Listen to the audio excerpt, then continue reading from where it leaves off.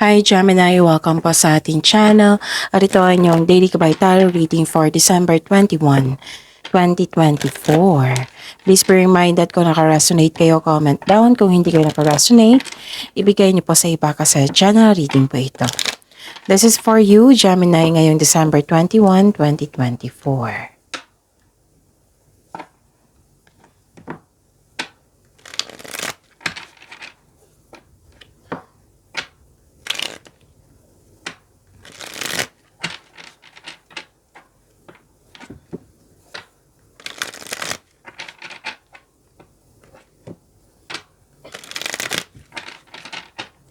This is for you, Gemini, ngayong December 21, 2024. Maraming salamat po sa inyo patuloy na suporta at maraming salamat din po sa mga hindi nag-skip ng ads. Gamitin ang reading na ito bilang gabay lamang sa mga hindi pa nag-subscribe. Subscribe na po kayo at click bell notification para malaman nyo na may bago tayong video. Para sa mga gusto magpa-reading po, may lumabas dyan sa screen nyo ngayon. Panoorin nyo po at sundin ang instruction. Calling the attention sa mga suki ko dito na Gemini, open na po inyong monthly gabay tarot reading for December 2024. May 6 months from now reading tayo at love life reading po. So message me Gemini for schedule. Maraming salamat po. Spirits Guide, mga ganap po para kay Gemini ngayong December 21, 2024. I need 3 cards po.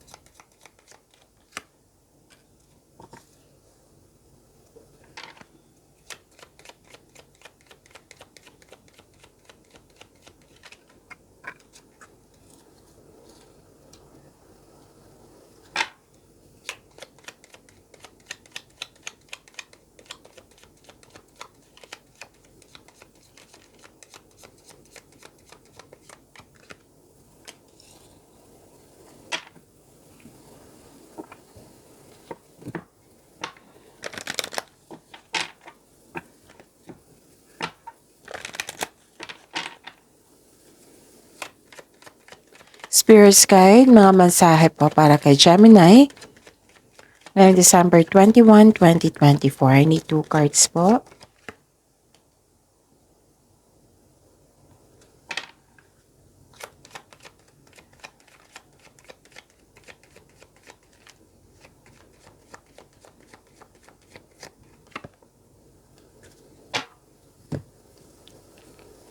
Wow, Gemini.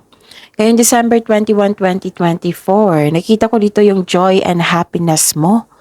Kasi may success, may positive outcome. Ang ganda. So, claim niyo po ito, Gemini. At nakita ko dito na pwede nag-self-study kayo ngayon, nagbabasa ng libro, internet, sa isang document, letter, para may makuha kayong kaalaman. At nakita ko rin dito na may mas sekreto kayong malalaman. At may energy ng isang lalaki dito na sa araw na ito na maaring siya yung nagbigay ng tulong sa iyo, happiness sa iyo, or sakit ng ulo. Ang mensahe po, your dreams need a practical plan. At saka, wow, expect a powerful change. See that? Expect a powerful change.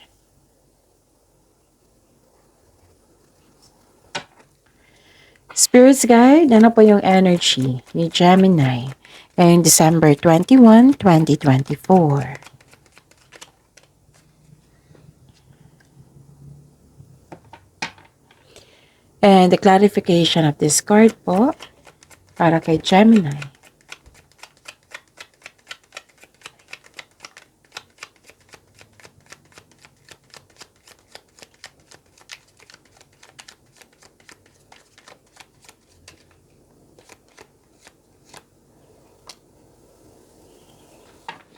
Okay, Gemini. Sa mga hindi pa nakapanood, available na po, ready to view na po yung 2025 tarot reading nyo. Uploaded noong December 16, 2024. At ang kasunod noon, December 17, 2024, ay yung weekly gabay tarot reading for your career and money. So, panoorin nyo po, 2 video po iyan, 2025 tarot reading at saka yung weekly gabay tarot reading nyo nakafocus sa career and money. hanapin niyo po sa channel natin. Panoorin niyo po kung gusto niyo po. Kung may narinig kayo or may nakita kayong repeating message, meaning to say pinupush ng cards niyo yan kasi ang ilan sa inyo hindi pa binigyan ng atensyon. Na kung maaari din po, bigyan niyo po ng solusyon at aksyon. Remember Gemini, at the end of the day, alam mo na ikaw lang taong may kakayahan at responsable na gumawa ng sarili mong katotohanan at kinabukasan. So ano yung energy mo, Gemini? Okay.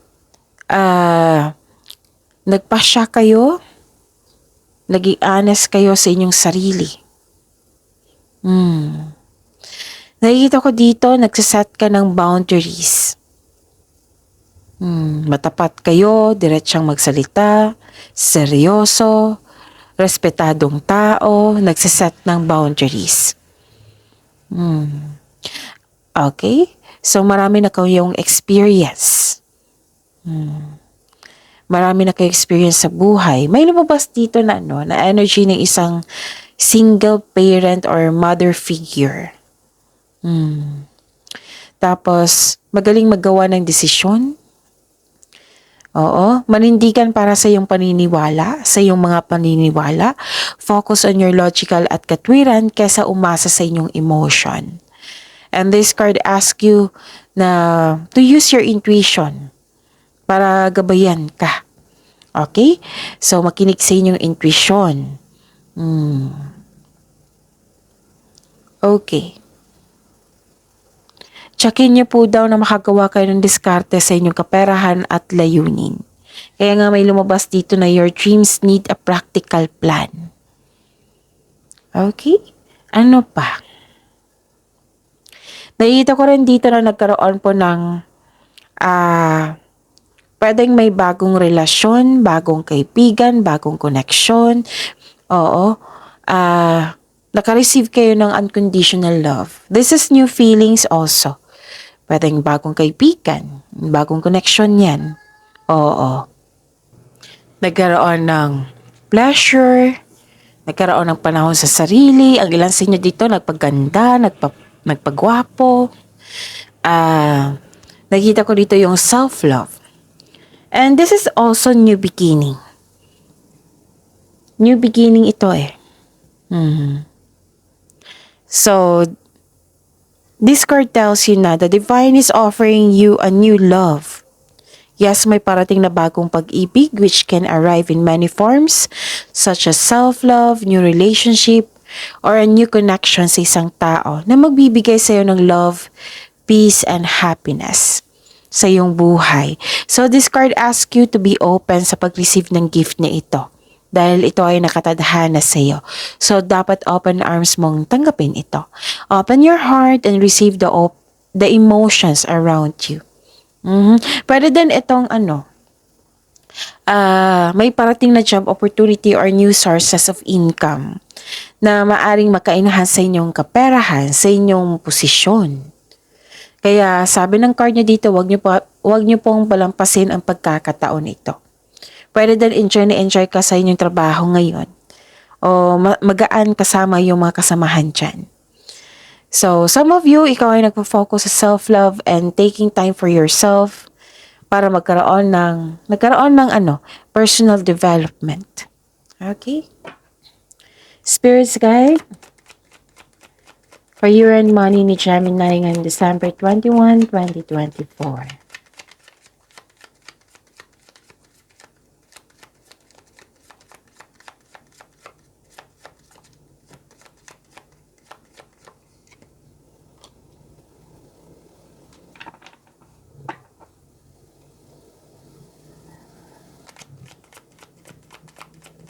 And the clarification of this card po.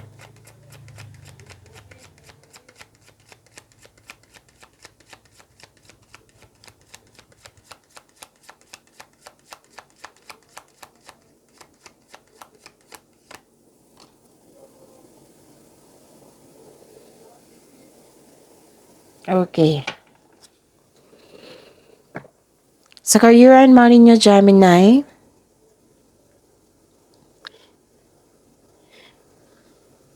nakikita ko dito na nagkaroon po ng concern sa isang taong walang magandang intensyon sa iyo. Mag-ingat kayo sa taong walang magandang intensyon sa iyo. Nakikita ko dito. May nakita ko ditong taong dictator, inhumane, very controlling, judger, cold, ruthless. Hindi siya ana sa kanyang sarili at sa iyo. So, yun yung sabi ng card niya dito na mag-ingat kayo sa kanya. Okay? So, makinig sa inyong intuition para malaman mo rin kung sino ito. Okay? Pero malalaman mo ito kasi may sinabi sa iyo dito sa yung mga ginagawa niya. Yung ugali niya. Ano pa? Nakikita ko dito na nagkaroon po ng generosity. Maraming nakadepend sa iyo. Kayo po ay praktikal, mahusay sa buhay, maparaan, mapasuporta. You have abundant in life. So, claim nyo itong abundant in life, Gemini. Suporta sa iyong boss, mentor, or life coach. It will help move your career forward. Tapos makinig kayo, 2 card na ha, makinig kayo sa inyong intuition. Nakikinig ka sa inyong intuition. What I meant is nakikinig ka sa inyong intuition at gumagawa ka ng wise choices. Nakikita ko rin dito na full support ang grupo ng tao sa iyo. Okay? Yun. Kayo po ay maasahan. Maalaga sa inyong kaperahan, maalaga sa inyong trabaho.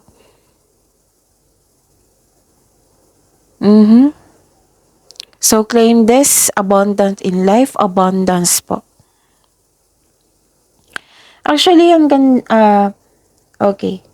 Kung hindi maganda ang iyong energy ngayon, try to connect to the children or some mother figure.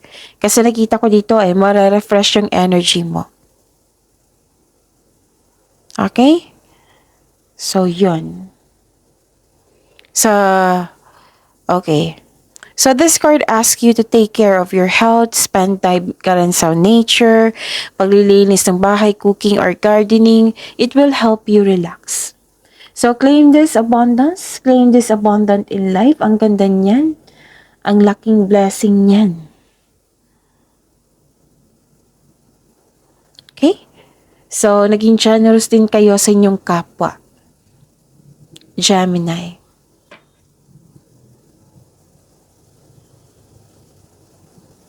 Spirit's Guide, Love Life, Self-Love, Partnership, and Romance ni Gemini ngayong December 21, 2024.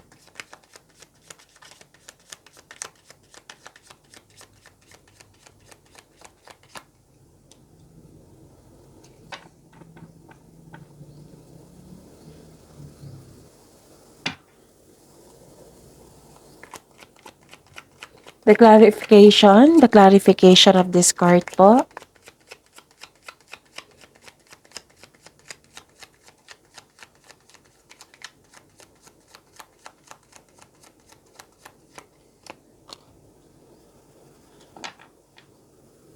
Okay. Maraming salamat po sa patuloy na tiwala, suporta sa ating channel. At maraming salamat din po sa mga hindi nag-skip ng ads. Okay? Nakikita ko dito, Gemini, wala kayong pahinga. Ayaw mo ring magpahinga. Wala kang tulog, ayaw mo din matulog. Natulog pero hindi sapat. Hindi ka kampante. Parang nagtatago ka instead of facing the reality.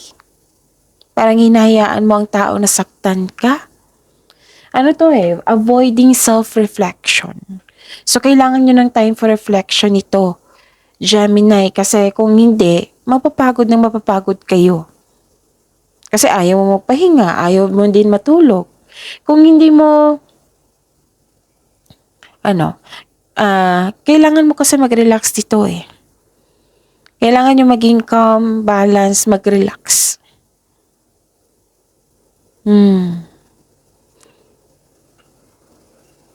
Okay? So, yun. Parang kumikilos ka dito ng kilos na kailangan nyo ng pahinga. Time for reflection ay kailangan. Oo, kasi time for reflection, andyan din yung pahinga, awakening, self-reflection. Okay? Kailangan talaga ng tamang pahinga. Okay, ano pa?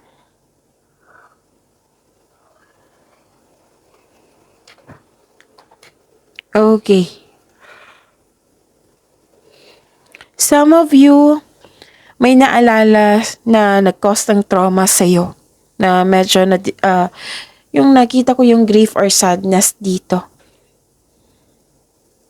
Kailangan nyo talaga mag-time for reflection. Kasi kung hindi, magpapatuloy ito. Itong nararamdaman mo.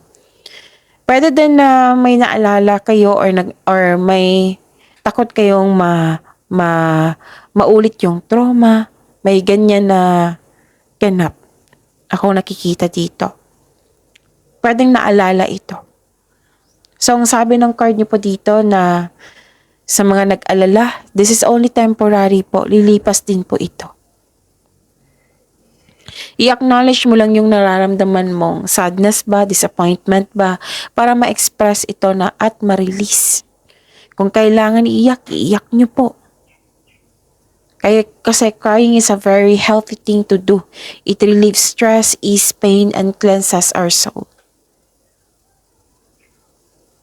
Don't worry after nito. Dalawang card na po nagsabi dito. After nito, 'di ba? Sabi kanina na lilipas din po. Don't worry after nitong onos, may parating na new direction. Magiging okay din ang lahat. You have to move forward. Kasi may nakita ko ditong parating na hope and healing. You have to move forward po para magkaroon ng personal growth. So expect a powerful change. Okay, after nito, expect a powerful change.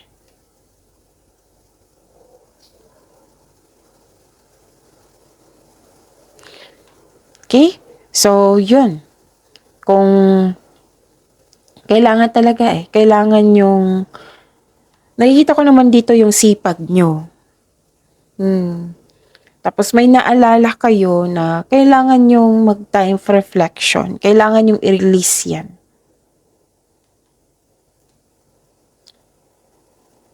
Pero magtiwala ha. Magtiwala sa sinabi ng card dito na marirelease mo yan.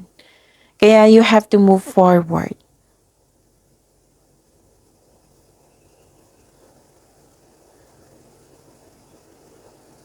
Okay? So yun. Don't worry, after nito, magiging okay ang lahat. Expect a powerful change. Process lang po iyan.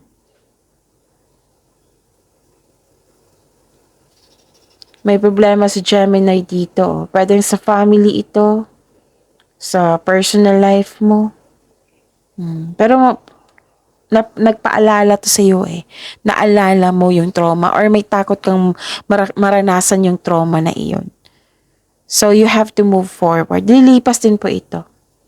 Magtiwala po.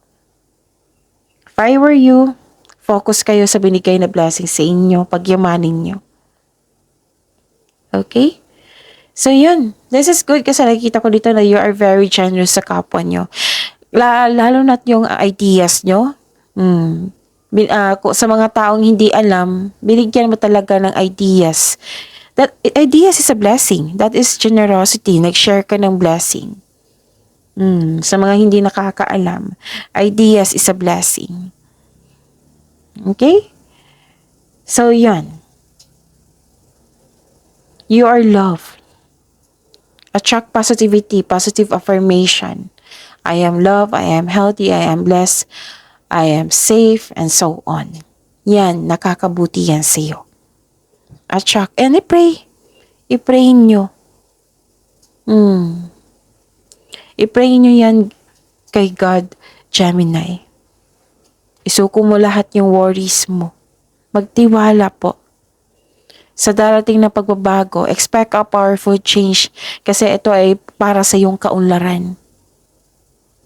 Mas marami kang matutulungan. So yun pa, pag-imanin niyo po yung blessings na binigay sa inyo, Gemini. See you tomorrow. Please like, subscribe, and click bell button for notification para updated po kayo sa daily tarot reading natin. Maraming salamat po.